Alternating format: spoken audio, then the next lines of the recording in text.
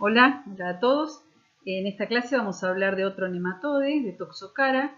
Este verme tiene principalmente interés veterinario, pero como impacta en la salud humana, vamos a hablar someramente de él.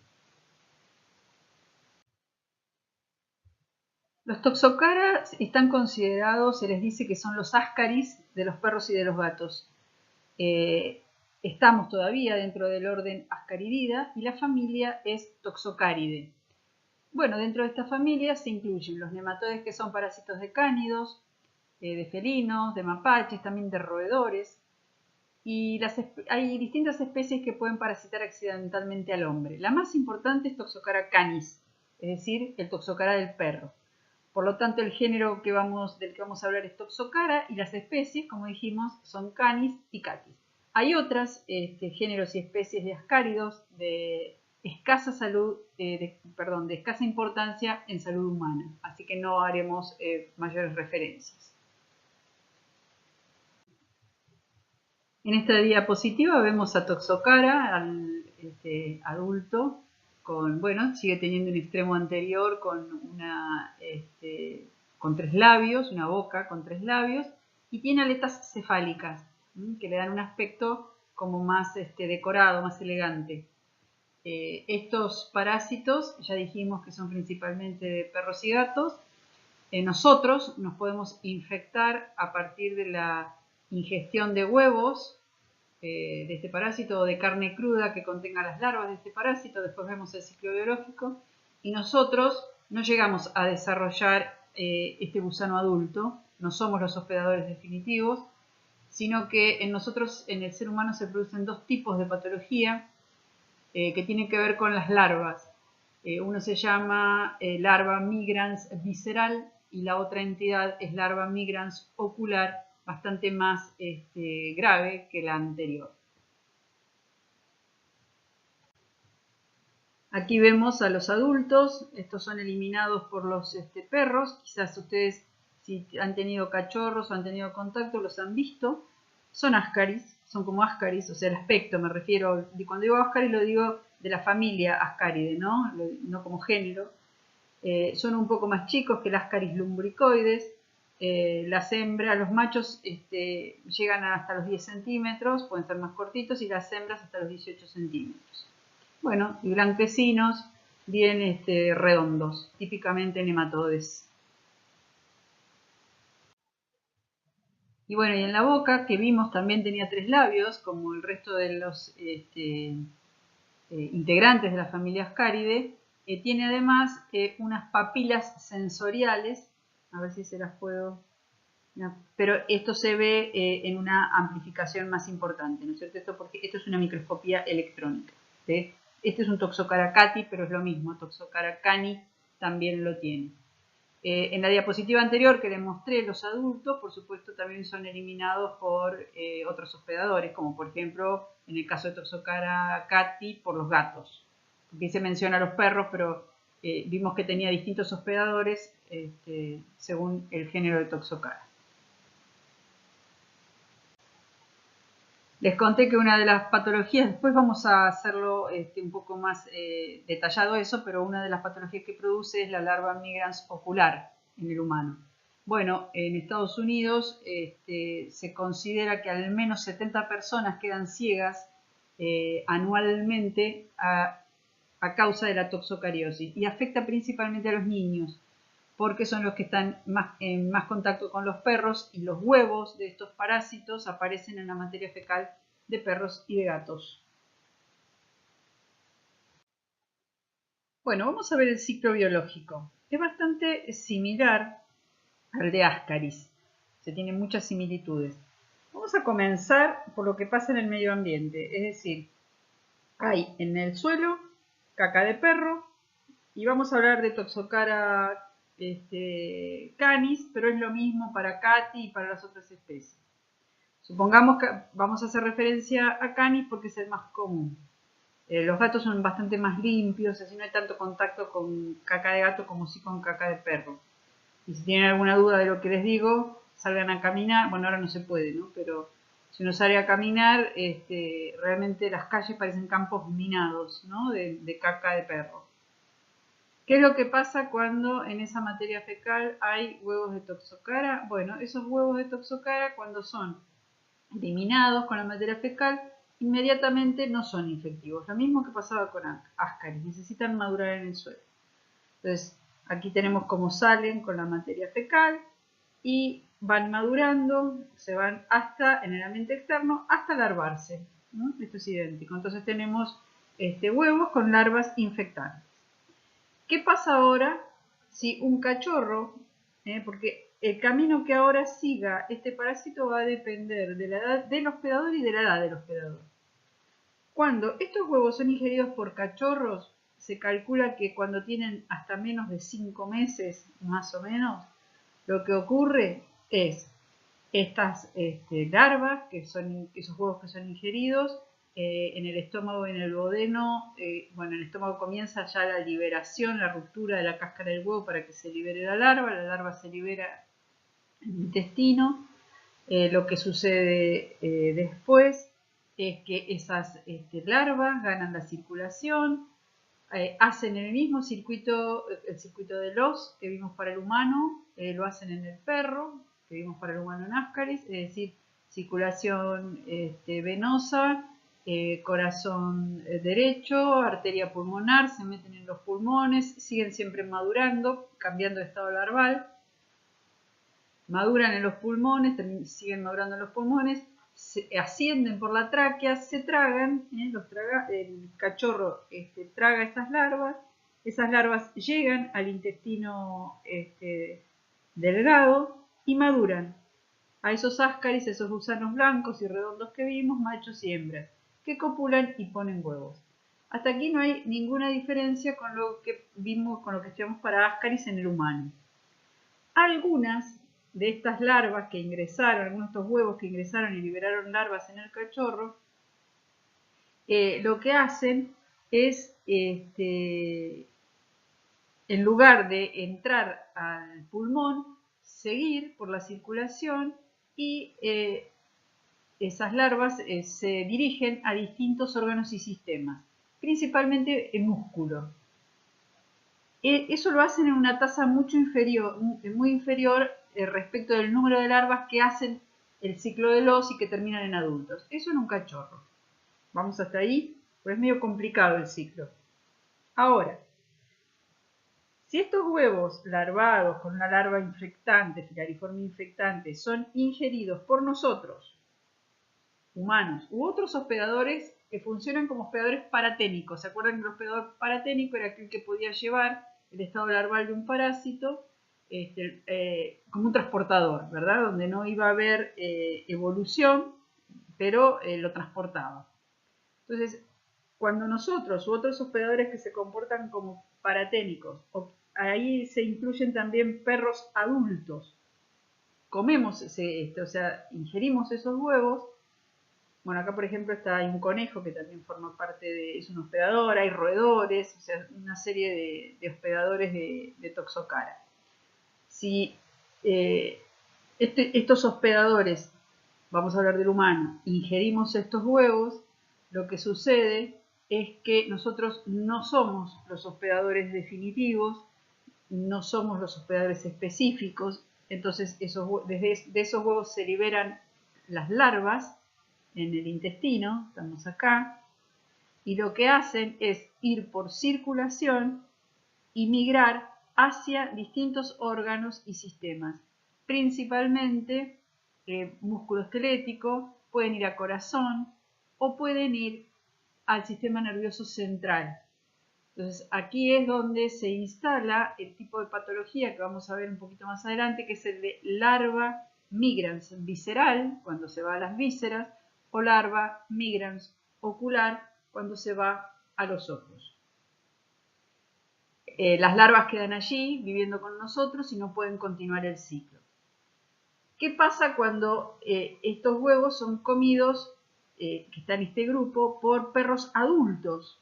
¿Sí? Bueno, pasa lo mismo que en nosotros. Esas larvas, el perro lo que termina teniendo son larvas en su músculo esquelético, pueden estar en músculo cardíaco, no desarrolla los adultos, como los cachorros, ¿sí?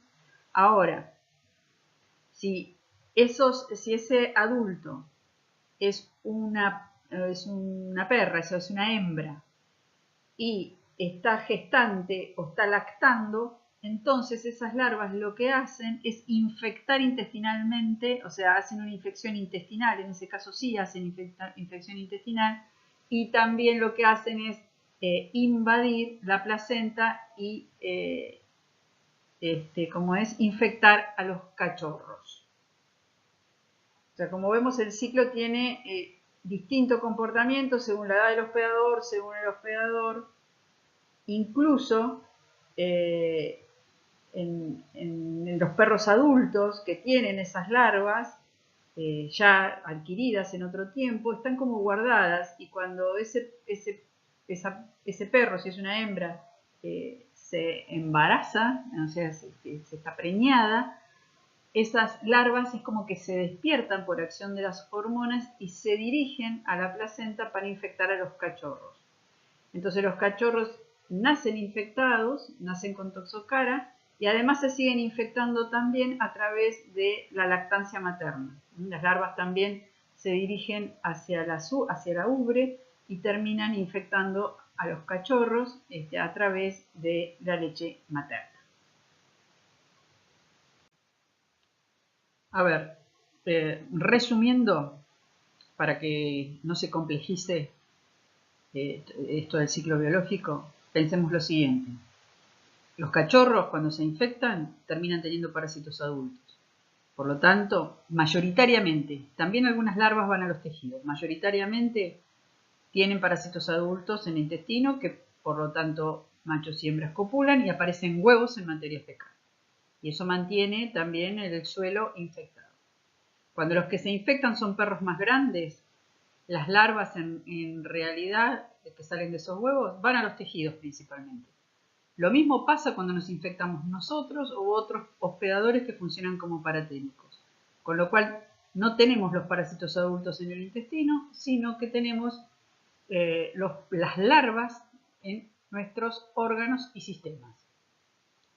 Dando como resultado, como les decía, larva migrans visceral o larva migrans ocular. ¿Sí? Cuando el perro infectado es una hembra, tiene larvas en sus musculaturas, en el músculo cardíaco, en el músculo esquelético, fundamentalmente el músculo esquelético, que es donde más van. Ese perro hembra queda preñado, es como que esas larvas se despiertan y reinician el ciclo, instalando tanto otra vez adultos en el intestino de ese animal que empiezan a poner huevos, o sea que una hembra preñada también contamina el ambiente, como también la transmisión que hace, que es este cuadrito que está acá, a la progenie a través de esas larvas que pasan, tanto transplacentariamente como por vía transmamaria. Bueno, algo que no les dije en la diapositiva recién cuando hablamos de todo el ciclo, es que pensemos que entonces en estos animales, por ejemplo, conejos, los perros, las larvas de toxocara quedan en la carne. Por lo tanto, si se come carne cruda o mal cocida de estos animales, tenemos otra posibilidad de infección. Es decir, nosotros podemos adquirir toxocariosis a partir de la ingesta de huevos, ¿sí? O también a partir de la ingesta de carne cruda o mal cocida de esos animales paraténicos. Nosotros no comemos carne de perro, pero hay culturas que sí lo hacen, por ejemplo. Estamos más expuestos a comer alguno de los otros animalitos que pueden participar del ciclo. O sea, la vía epidemiológicamente más importante es la ingesta de huevos que están en la materia fecal de los perros. Entonces ustedes imagínense que están en el ambiente, están en la calle, están en la casa, están en los pelos del perro, o sea, hay muchas chances de que cuando el perro está parasitado, sobre todo un niño que se lava menos las manos, que juega en forma más cercana con los perros y con los cachorros están eliminando muchos huevos, ahora vamos a ver la tasa de infección, es bastante probable que se infecten. Y esa es la vía más importante, no tanto la carne cruda o mal cocida de animales que tengan larvas en sus tejidos. Bueno, espero que ahora haya quedado redondeado este tema del ciclo biológico de Toxocara. Aquí está lo que recién les decía, ¿no es cierto? El ser humano, o sea, nosotros nos podemos infectar, ya sea por la ingesta de los huevos larvados, ya tienen una larva infectante, o por la carne, ¿sí? ¿Qué va a pasar? Bueno, lo que les conté recién, solo que acá está puesto solamente el ser humano. Es decir, este es el punto 1, ingreso, ¿sí?, de la larva. Podemos ir, como lo establece este esquema, al punto 2, la eclosión de las larvas en el intestino delgado, penetran la mucosa, ¿sí? Las larvas alcanzan el sistema portal, algunas pueden quedar en el hígado, y lo que hacen luego es alcanzar la circulación sistémica e ir a cualquier órgano. Recuerden que nosotros con Toxocara no se comporta como Ascaris, no somos los hospedadores definitivos, no se hace ciclo de Love para nosotros, o sea, no terminamos tragando larvas y instalándose adultos en el intestino, sino que se constituyen la larva migrans visceral o la larva migrans ocular. Por eso se instala otra enfermedad, aquí están las dos que les nombraba, larva migrans ocular, larva migrans visceral, ¿y dónde? Bueno, sistema nervioso, pulmones, corazón, hígado, riñones, o sea, en distintos órganos y sistemas. Acá les muestro cuál es el nivel de infestación. ¿Qué es lo que se calcula? Que una hembra adulta, me refiero a la hembra de Toxocara, ¿no? El parásito adulto puede poner entre 25.000 y 85.000 huevos por día. Se calcula que un perro puede tener entre 50 y 100 vermes adultos, ¿sí? Por lo tanto, el número de huevos que un perro puede eliminar al día es de 1 a 2 millones, ¿sí? Esto implica que la posibilidad de que un hospedador, ya sea definitivo o paraténico, entre en contacto con el parásito es absolutamente inmensa. No tiene que haber caca de perro en la calle. Hemos encontrado Toxocara en caca de perro en la calle aquí en Bahía Blanca. No es saludable. Si hay algo que está mal es que haya caca en el ambiente, tanto nuestra como de los animales. Eso nos enferma. En este esquema vemos los mecanismos patogénicos de Toxocara. Fíjense que hay un periodo que es asintomático, que tiene que ver con las etapas que corresponden a la ingesta de huevos, se liberan las larvas en el intestino y la penetración intestinal, ¿sí? ¿Qué pasa una vez que las larvas penetran el intestino? Bueno, ya lo vimos recién en el ciclo biológico. Nosotros no somos hospedadores definitivos de este parásito y lo que hacen las larvas es ir a los tejidos. Estamos acá, ¿sí? Entonces se instalan en corazón, riñón, músculo cardíaco, músculo esquelético y pueden ir al sistema nervioso central y hacer toxocarosis ocular. Por otra parte, algo que comienzan a hacer las larvas es liberar antígenos. Eso lo hacen como una forma de producir una adaptación al sistema inmunológico del hospedador, es decir, como un mecanismo de defensa del parásito. Y en ese proceso de liberación de antígenos, además de lograr adaptarse al hospedador, bueno, el hospedador fabrica anticuerpos, es decir, generamos anticuerpos que después van a servir para el diagnóstico, pero también ocurren fenómenos toxialérgicos, es decir, se libera histamina, como dice acá, hay formación de inmunocomplejos, bueno, y el mecanismo de evasión del que hablábamos recién, que por eso liberan antígenos, ¿no? Como un mecanismo de evasión. Claro, todos estos mecanismos citotóxicos pueden producir broncoespasmos, artritis, vasculitis y procesos inflamatorios. Tanto la presencia de las larvas en los tejidos como la liberación de los antígenos va a dar una respuesta inmune, ¿verdad? Que es fundamentalmente de tipo TH2, aunque también hay algo de respuesta de TH1. ¿Qué quiere decir esto? Bueno, que va a haber un importante reclutamiento de eosinófilos con formación de infiltraciones tisulares, infiltrados tisulares o lesiones tisulares, ¿no? Dando lugar a visceromegalias, por ejemplo, o a fibrosis que puede ser cardíaca. Este es el mecanismo patogénico, pero en general la mayoría de las toxocariosis ocurren en forma asintomática o producen daño ocular. Eso es lo que pasa en la mayoría de las veces. Ahora vemos eso en la diapositiva siguiente. Tenemos acá dividido las dos entidades patológicas, que son larva migrans visceral, larva migrans ocular. ¿Se acuerdan de la larva migrans cutánea que vimos con los ancilostomídeos de los perros? O sea, eran ancilostomídeos, ¿no? En general, de la familia Ancylostomide, que se metían en nuestra piel, se equivocaban, nosotros no somos los hospedadores, no llegan adultos, pero andaban por debajo de la piel. Bueno, esa es la larva migrans cutánea. Ahora, estos van más profundo, ¿sí? Es larva migrans visceral y larva migrans ocular. En general, los pacientes que adquieren toxocarosis cursa solo con eosinofilia y una serología positiva. Pero puede ocurrir esta entidad, que sea principalmente en niños, ¿sí? Donde la invasión, por supuesto la invasión en tejidos puede ser hígado, corazón, pulmón y cerebro, con síntomas, ¿sí? Fiebre, anorexia, bueno, pérdida de peso, erupciones cutáneas, todo relacionado con la fisiopatología que vimos en la diapositiva anterior. O puede ocurrir como una toxocarosis encubierta, ¿sí? Que solo se da con escasa sintomatología. Y esto es cuando solo se implanta en el tejido del músculo estriado, en general ni nos enteramos, ¿sí? Es más encubierta, tiene nula o escasa sintomatología. No hay fiebre, anorexia, pérdida de peso, y eso que puede pasar con la migrans visceral sintomática. Y en la ocular, esto se da principalmente en niños un poco mayores, 10, 12 años, adultos jóvenes. Acá la lesión es oftalmológica, ¿sí?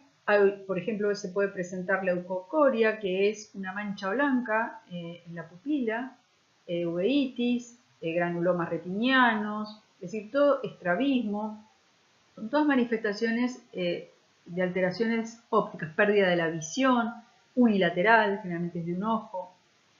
Este tipo de patología suele cursar sin eosinofilia, no como la visceral, y hay que tener mucho cuidado de hacer un diagnóstico diferencial con retinoblastoma, porque el retinoblastoma, que tiene una presentación muy similar, está indicada la enucleación, es decir, se saca el ojo, y para esto no es necesario, ¿sí? O sea que ha habido confusiones, o sea, hay casos publicados en la literatura donde se confundió a la larva migrans ocular con retinoblastoma. Y para el paciente eso es crítico porque le van a sacar, va a terminar una cirugía donde le van a quitar el ojo, una pieza ocular, cuando no es necesario. Aquí vemos los huevos de Toxocara canis.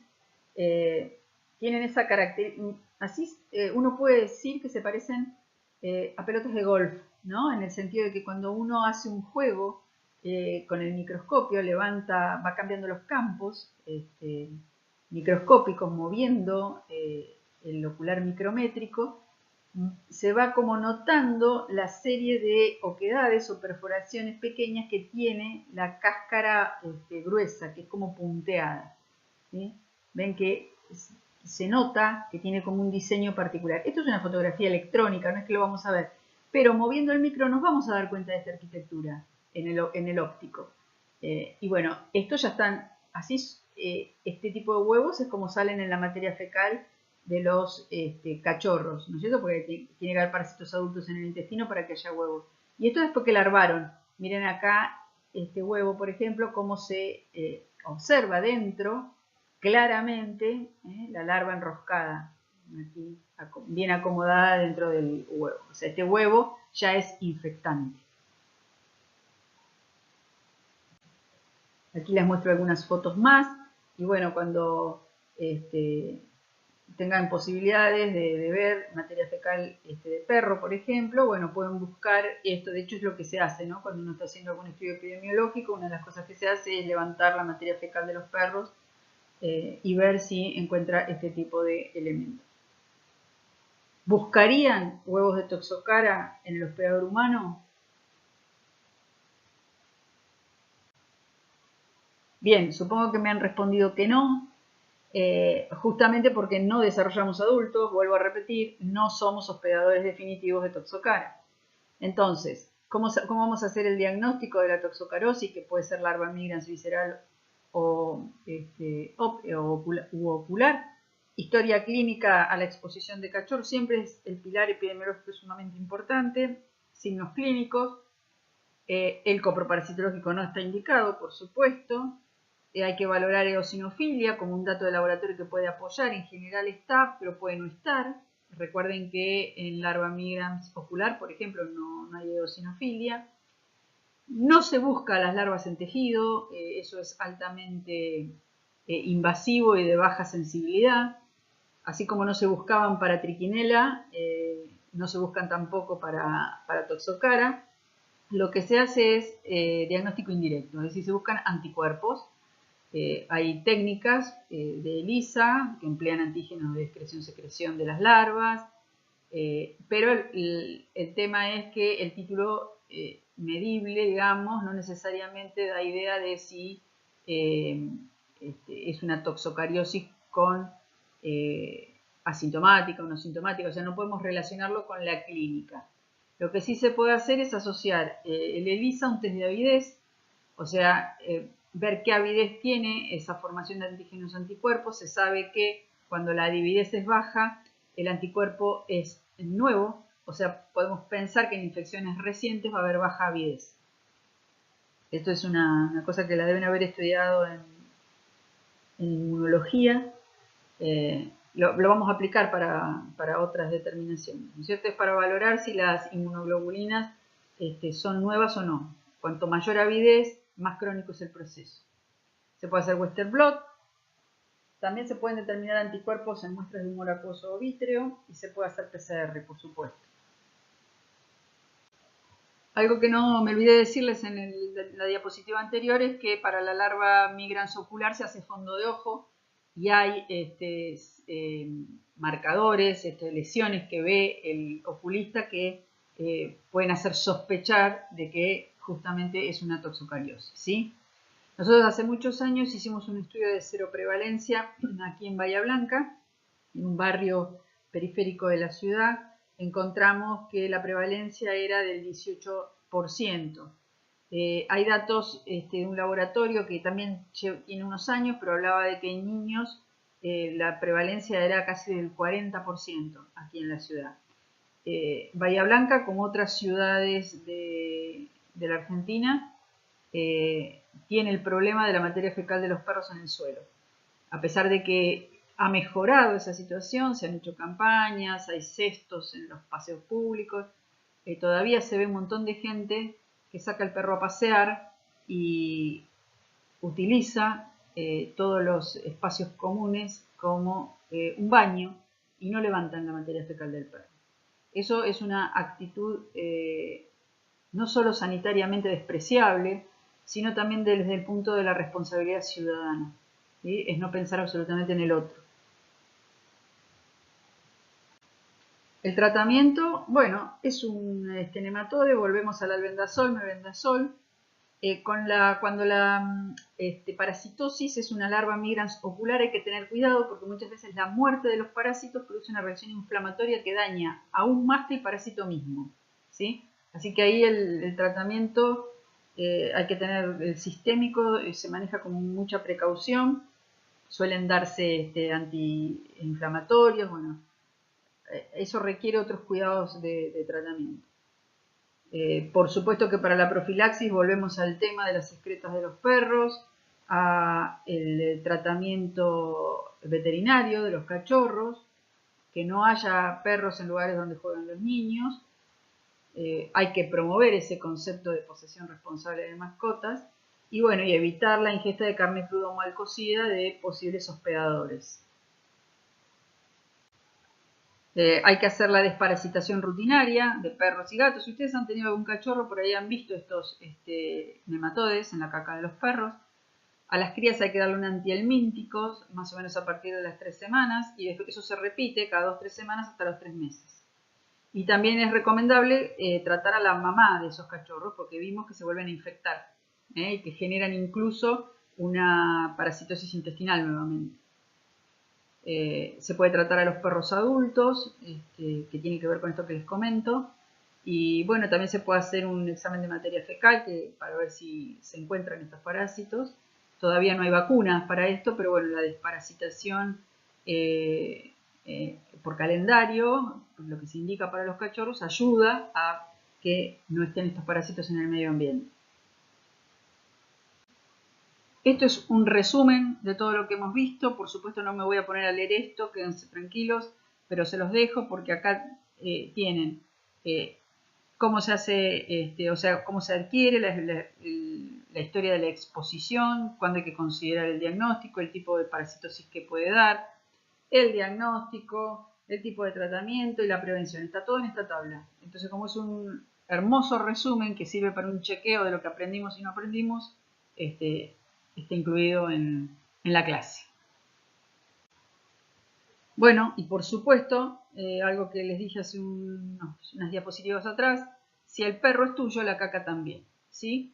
Hay países y ciudades donde se cobran multas muy caras por dejar la materia fecal del perro en la calle.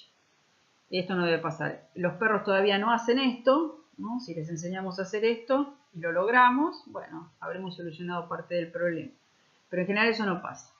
Así que no hay que ser desaprensivo y desde nuestro lugar de ser personas que estamos relacionados con la salud y con la salud pública y que entendemos el problema de la materia fecal en el suelo, debemos ser también promotores de salud y debemos ayudar educando, ¿sí? Haciéndolo nosotros, como ejemplo, por supuesto, y explicándole a las personas que nos rodean y a nuestros amigos que la caca de los perros hay que juntar, que no es inocuo, que no es solo me ensucié la zapatilla, que además podemos adquirir enfermedades.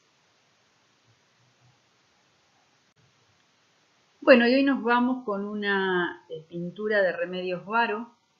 Me encanta Remedios Varo, es una, bueno, pues ya falleció, una pintora española, pero vivía en México, así que bueno, los mexicanos y los españoles se pelean por ella. Esta pintura se llama Los Amantes, tiene una obra tremenda, era muy buena dibujante, yo diría que es como una pintora de la fantasía. Si tienen ganas y les gustan estos temas, recorran un poco.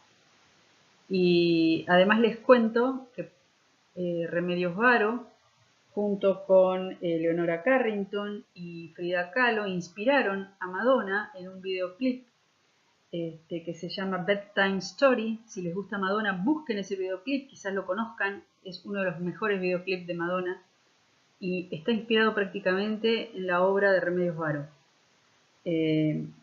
Remedios Varo también hizo publicidad para Bayer. Bayer le pagó en un momento para que ella pintara sobre temas relacionados con los productos que Bayer vendía. Así que bueno, en el futuro le volveré a mostrar pinturas de esta artista. Ahora viene el Malva, una muestra de ella, pero bueno, lamentablemente por el tema de la pandemia no estaba abierta, por supuesto, al público, pero bueno, desde Instagram, por ejemplo, se abrían visitas virtuales. Así que bueno, no sé si todavía están, pero si quieren pueden intentarlo o busquen las pinturas de ella, son realmente alucinantes. Bueno, muchísimas gracias por la atención.